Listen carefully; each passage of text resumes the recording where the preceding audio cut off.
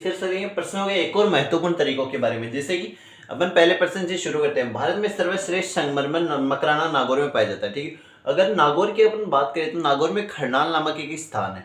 खरनाल का क्या विशेषता है कि खरनाल में तेजाजी का जन्म स्थान है, ठीक। तेजाजी की अगर बात करें तो तेजाजी के लिए एक महत्वपूर्ण धाम कहाँ पे है? सुरसुरा अजमेर में भी तेजाजी का एक महत्वपूर्ण धाम है, ठीक। इसी के साथ क्या किसकी बात आई? अजमेर की। अजमेर की बात आई तो किशनगढ़ अजमेर की अपन बात करें तो किशनगढ़ की एक रहने वाली है फल्गुबाई। फल्गुबाई किशनगढ़ की रहने वाली है। और फल्गुबाई किसके लिए प्रसिद्ध है? चरी नृत्य की प्रसिद्ध नृत्यांगना है, ठीक है। यानी चरी जो डांस है उसकी प्रसिद्ध नृत्यांगना कौन है? फल्गुबाई, ठीक है। इसके अलावा बात करें चरी नृत्य की, तो चरी नृत्य क्या है? चरी नृत्य में चरी में कपास के बीज रखकर डांस किया जाता है, ठीक है। इसके अलावा चरी नृत्य की बात करें तो चरी नृत्य गुर्जर महिलाओं के द्वारा किया जाता है, ठीक।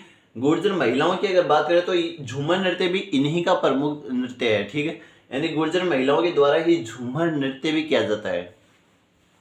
क्या बनता है? राजस्थान के दक्षिणी जिलों में कौन सी मिट्टी पाई जाती है, ठीक है। तो पहला तो इसका जवाब हो गया लाल काली मिट्टी, ठीक है।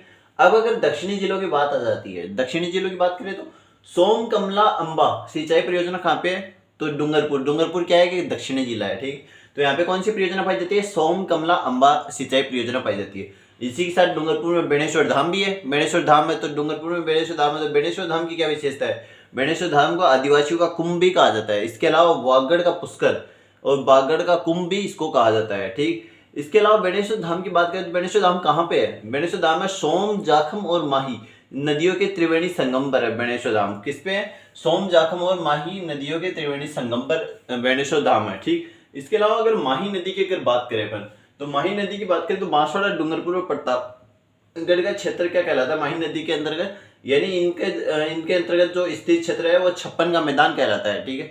मुख्यतः छप्पन का मैदान बांसवाड़ा के अंदर है, लेकिन इनके अंदर ये पूरा क्षेत्र आता है, ठीक है। प्रतापगढ़, बांसवाड़ा और डूंगरपुर के अंतर्गत, ठीक है। इसे क्या कहते हैं? माही नदी को वागड़ की गंगा भी कहते हैं, इसे कांठल की गंगा भी कहा जाता है, और इसके अलावा इसे आदिवासियों की गंगा भी कहा जाता है। तीसरे क्वेश्चन की अगर बात करें तो तीसरे क्वेश्चन में क्या आता है? एक तो राजस्थान का शिमला, देखो माउंट आबू सिरोही को राजस्थान का शिमला कहा जाता है, यानी कि राजस्थान में सबसे ठंडा प्रदेश कौन सा है? माउंट आबू, तो इसके कारण इसको राजस्थान का शिमला कहा जाता है, ठीक है। देखो राजस्थान का शिमला माउंट आबू को कहते हैं, ठीक है। तो माउंट आबू के बारे में क्या खास बात आती है, ठीक है। तो माउंट आबू को राजस्थान का सर्वाधिक आर्द्र स्थान भी कहा जाता है, ठीक है। ये राजस्थान का सर्वाधिक आर्द्र स्थान है, यानी यहाँ पे नमी बनी रहती है, ठीक है। इसके अलावा देखो माउंट आबू को अर्बुद प्रदेश भी कहा जाता है, ठीक। 1 नवंबर 1956 को राजस्थान एकीकरण के 7वें और अंतिम चरण में आबू क्षेत्र को राजस्थान में शामिल किया गया, ठीक है।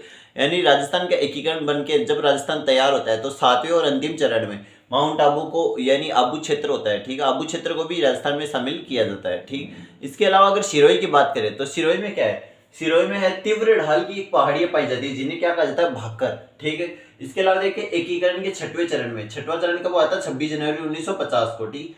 6वें चरण में आबू क्षेत्र को छोड़कर संपूर्ण सिरोही को संयुक्त वृहद राजस्थान, उस समय संयुक्त वृहद राजस्थान का गठन हुआ था, तो संयुक्त वृहद राजस्थान में किसको? सिरोही को शामिल किया जाता है, यानी आबू क्षेत्र को छोड़कर सिरोही, संपूर्ण सिरोही को शामिल किया जाता है, ठीक। और ठीक है, एकीकरण के समय सिरोही के शासक कौन थे? तो अभय सिंह सिरोही के शासक थे उस समय, ठीक है। इसके अलावा अगर बात करें तो सिरोही में क्या खास बात आती है? सिरोही में राजस्थान की सबसे ऊंची पर्वत चोटी है, क्या नाम है उसका? गुरु शिखर। गुरु शिखर की ऊंचाई कितनी है? 1722 मीटर। या ऐसे भी कहा जा सकता है नीलगिरी और हिमालय के बीच की दूरी, हिमालय के बीच विंध्याचल पर्वतमाला और हिमालय के बीच की सबसे ऊंची चोटी कौन सी है? तो वो भी गुरु शिखर को ही कहते हैं, ठीक है। गुरु शिखर को संतों का शिखर भी कहा जाता है। किसने कहा था संतों का शिखर? कर्नल जेम्स टॉड ने गुरु शिखर को संतों का शिखर कहा था।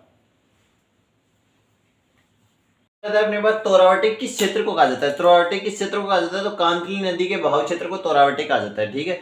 कांतली नदी की अगर बात करें तो सीकर और झुंझुनू में इसका बहाव क्षेत्र है, ठीक है। इसके अलावा अगर बात करें इसके उद्गम की, तो उद्गम इसका खंडेला की पहाड़ियां सीकर से होता है, ठीक, इसका उद्गम, ठीक। इसके अलावा कांतली नदी के किनारे पर ही गणेश्वर सभ्यता का विकास होता है। गणेश्वर सभ्यता क्या थी? ताम्रयुगीन सभ्यताओं की जननी कहा जाता है गणेश्वर सभ्यताओं को, ठीक। इसके अलावा अगर सीकर की बात करें तो सीकर में मालखेत या हर्ष की पहाड़ियां पाई जाती है, ठीक। इसके अलावा रघुनाथगढ़ सीकर की बात करें तो रघुनाथगढ़ सीकर राज्य की 8वीं सबसे ऊंची चोटी है, ठीक। इसकी ऊंचाई कितनी है? 1055 मीटर इसकी ऊंचाई है। शेखावाटी क्षेत्र में सीकर, चूरू, झुंझुनू तीनों शामिल होते हैं, ठीक। इसके अलावा सीकर में एक स्थान आता है गुरारा, जहां से 2744 चांदी के पंचमार्क सिक्के मिले हैं।